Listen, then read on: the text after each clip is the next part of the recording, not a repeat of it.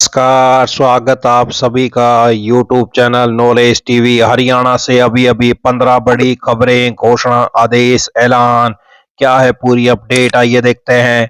हरियाणा की हर छोटी से बड़ी योजना, घोषणा, आदेश, निर्णय, मौसम, सभी की जानकारी एक ही वीडियो में मिलने वाली है, तो चैनल को सब्सक्राइब जरूर कर लें।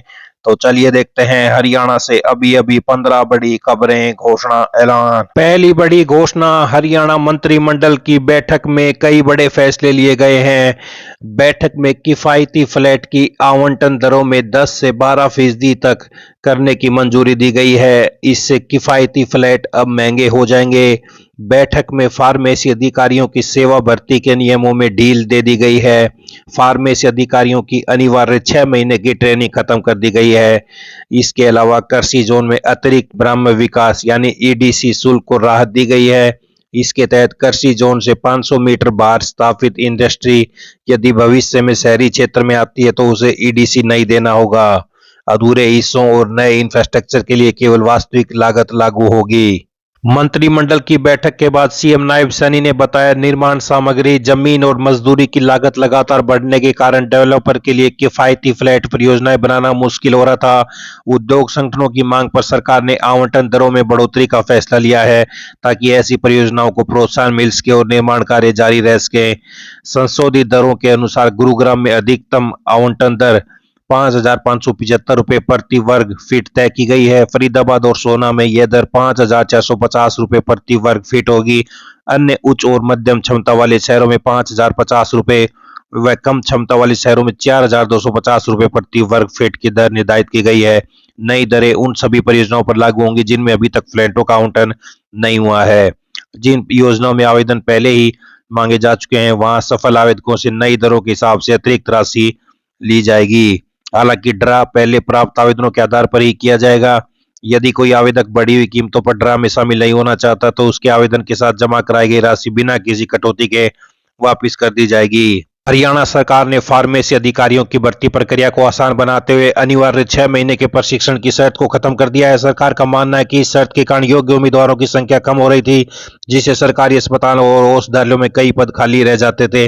अब यह शर्त हटने से ज्यादा उम्मीदवार भर्ती के लिए पात्र होंगे और खाली पद जल्द भरे जाएंगे। तो किफायती फ्लैट 12% तक महंगे, फार्मेसी अफसरों के सेवा और भर्ती नियमों में ढील। आइए अगली बड़ी घोषणा देखते हैं। प्रदेश में रबी विपणन 2026 के लिए गेट पास को लेकर नियम तय कर दिए गए हैं।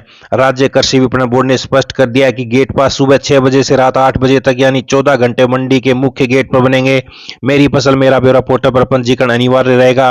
मंडी में फसल लाने वाले किसान की ओर से अधिकृत 3 में से कोई एक व्यक्ति मंडी में पहुंचकर बायोमेट्रिक करा सकेगा। किसान की तरफ से नामित व्यक्तियों में परिवार के सदस्य, पड़ोसी, खेतों के साझीदार, वाहन चालक आदि शामिल हो सकते हैं। कोई किसान परंपरागत वाहनों, बैलगाड़ी आदि या बिना नंबर वाले वाहनों से मंडी में अनाज लेकर आता है तो उसे रोका नहीं जाएगा। ऐसे किसानों के वाहनों का फसल सहित फोटो किया जाएगा। बगैर नंबरों वाले वाहनों का ब्यौरा अलग पोर्टल पर मंडी सचिव देख सकेंगे। जो वाहन नंबर वाले होंगे उनके आगे पीछे नंबरों सहित फोटो लिया जाएगा। प्रदेश भर के मंडी सचिव प्रतिदिन जारी किए गए गेट पास का ब्यौरा पोर्टल पर सार्वजनिक करेंगे। वाहनों के फोटो के बाद किसानों के गेट पास बनेंगे और इसके बाद मंडी के अंदर एंट्री मिलेगी। तो किसानों के लिए टोल फ्री नंबर जारी कर दिया गया है। सरकार ने पारदर्शी व्यवस्था तैयार की है। किसानों को फसल बिक्री के दौरान कोई दिक्कत होती है तो वह टोल फ्री नंबर आप देख सकते हैं, इस पर कॉल करके सहायता प्राप्त कर सकेंगे। तो ये बड़ी अपडेट सामने आ रही है। सरकार ने ग्रामीण क्षेत्रों में पेयजल आपूर्ति को मजबूत बनाने के लिए एक महत्वपूर्ण निर्णय लिया है। ग्राम पंचायतों को प्रोत्साहित करने के लिए भी निर्णय लिया गया है कि जितना जल शुल्क वे एकत्रित करेंगे उतनी ही अतिरिक्त राशि सरकार द्वारा दी जाएगी। इससे पंचायतों की वित्तीय क्षमता और आत्मनिर्भरता बढ़ेगी। सीएम सनी ने बताया कि हरियाणा की कुल 6,721 गांवों को 3 श्रेणियों में विभाजित किया है: सिंगल पंचायत मेंटेनेंस योजना, मल्टीपल पंचायत मेंटेनेंस योजना व महाग्राम योजना। 4,583 गांव सिंगल पंचायत श्रेणी में आते हैं जबकि 2,138 गांव अन्य श्रेणियों में शामिल हैं। सिंगल पंचायत वाले गांव में यह पॉलिसी 1 अप्रैल 2026 से लागू होगी। मल्टीपल पंचायत और महाग्राम श्रेणी में से 1 अप्रैल 2027 से लागू किया जाएगा। तो पंचायतें करेंगी पेयजल आपूर्ति का रखरखाव, पानी का बिल इकट्ठा करने की भी जिम्मेदारी। तो ये बड़ी अपडेट आई। अगली बड़ी घोषणा देखते हैं। प्रदेश में रसोई गैस की आपूर्ति को लेकर सरकार ने निगरानी और कार्रवाई दोनों तेज कर दी है। पीएनजी कनेक्शन लेने के बाद भी एलपीजी ले रहे उपभोक्ताओं के कनेक्शन चिन्हित कर काटने की प्रक्रिया शुरू की गई है। कालाबाजारी के मामलों में अब तक 8 एफआईआर दर्ज कर 52 आरोपितों की पहचान की गई है, जबकि 825 सिलेंडर जब्त किए गए। सरकार ने स्पष्ट किया है कि राज्य में गैस की आपूर्ति सामान्य है और किसी प्रकार की किल्लत नहीं है। तो किन पर कार्रवाई हो रही है? पीएनजी होने के बाद भी एलपीजी लेने वाले, घरेलू सिलेंडर का कमर्शियल उपयोग करने वाले, अवैध स्टॉक और कालाबाजारी करने वालों के ऊपर कार्रवाई हो रही है। Online food delivery platform Zomato के बाद अब स्विगी से भी खाना मंगाना महंगा हो गया है। कंपनी ने 24 मार्च से हर ऑर्डर पर प्लेटफॉर्म फीस में 17% की बढ़ोतरी की है। यूजर को हर ऑर्डर पर 14 रुपए के बजाय अब 17.58 रुपए जीएसटी सहित यानी 3.58 ज्यादा रुपए देने होंगे प्लेटफॉर्म फीस के रूप में। यह बढ़ोतरी डिलीवरी ऑपरेशंस की लागत बढ़ने के कारण की गई है। तो स्विगी ने 7 महीने में दूसरी बार प्लेटफॉर्म फीस बढ़ाई है। अप्रैल 2023 में 2 रुपए थी, जनवरी 2024 में 5 रुपए, जुलाई 2024 में 6 रुपए, मार्च 2026 में 17.58 रुपए प्लेटफॉर्म फीस कर दी गई है स्विगी में।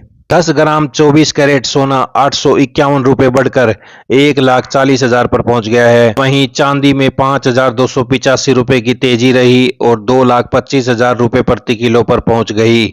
आइए अगली बड़ी घोषणा देखते हैं। हरियाणा में पहली से 8वीं तक के विद्यार्थियों को मिलेंगी मुफ्त किताबें। तो ये बड़ी अपडेट, 15 अप्रैल तक सभी स्कूलों में पहुंचेंगी निःशुल्क किताबें। तो ये बड़ी अपडेट, कक्षा 1 से 8 तक के विद्यार्थियों के लिए कुल 45 करोड़ रुपए की राशि मंजूर की गई है। भारतीय रेलवे ने टिकट कैंसिलेशन नियमों में बड़ा बदलाव किया है। अब ट्रेन छूटने के 8 घंटे से कम समय में टिकट कैंसिल करवाते हैं तो कोई रिफंड नहीं मिलेगा।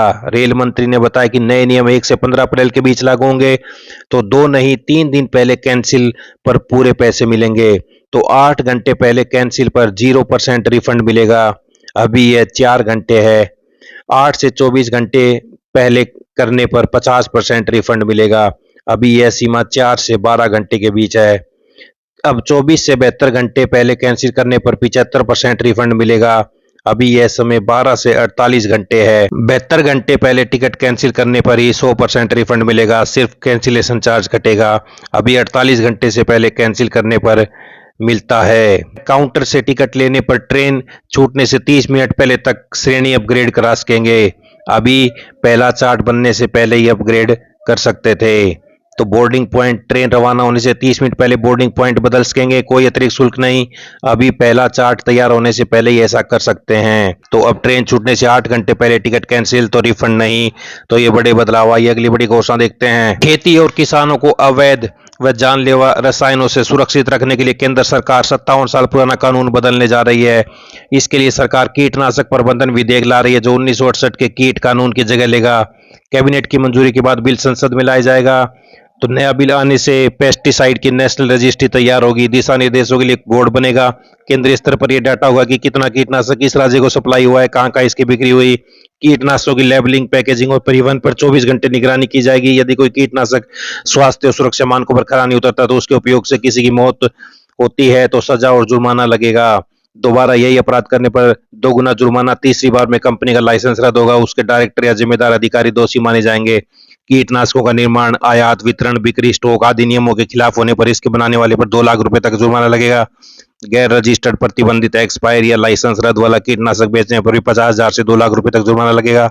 बिना वैध लाइसेंस के उत्पादन, आयात या बैन किए गए कीटनाशक का निर्माण करने पर अधिकतम 3 साल की सजा, 40 लाख रुपए तक जुर्माना। मौसम विभाग के द्वारा 25 मार्च रात्रि को पश्चिम विक्षोभ सक्रिय होने से मौसम बदलाव की फिर संभावना जताई गई है। 26-27 तारीख को बारिश के आसार हैं। लगातार हो रहे मौसम में बदलाव से किसानों का फसल कटाई कार्य भी प्रभावित हो रहा है। मौसम विशेषज्ञों के अनुसार इसके बाद दूसरा पश्चिम विक्षोभ 28 मार्च रात्रि को सक्रिय होगा, जिससे 31 मार्च तक बारिश और तेज हवाएं चलने की संभावना है।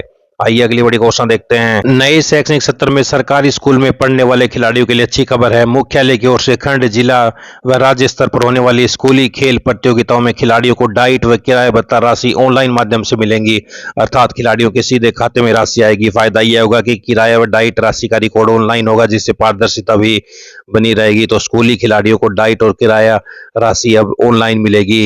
आइए अगली बड़ी घोषणा देखते हैं। ऑपरेशन थिएटर असिस्टेंट के नियमों में सुधार किया गया है। मंत्रिमंडल ने ऑपरेशन थिएटर असिस्टेंट के लिए शैक्षणिक और सेवा मानदंडों को भी सुधारा है। अब सीधे भर्ती के लिए 10+2 में विज्ञान, भौतिकी, रसायन विज्ञान और जीव विज्ञान, गणित और bachelor in medical technology, OT, anaesthesia होना जरूरी है।